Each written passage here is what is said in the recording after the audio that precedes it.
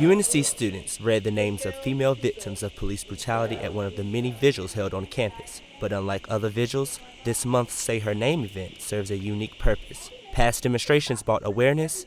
These demonstrations are bringing comfort. This summer has been emotionally taxing. The last few years have been emotionally taxing. UNC senior June Bichet is a member of the Real Silent Sam Coalition.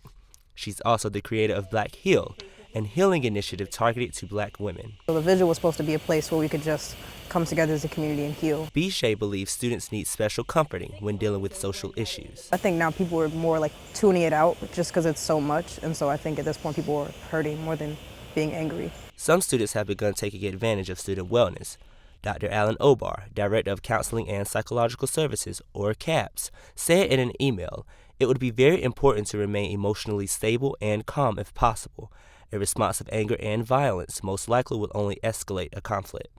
Other students heal using a more tangible approach. I journal. I write it out. Before I feel myself getting really tense, I sit here and it's like, okay, what's bothering you? What's irking you? Bichet and other students hope to get Black Heal up and running this fall.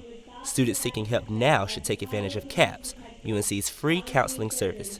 In Chapel Hill, I'm Andre Rowe, reporting.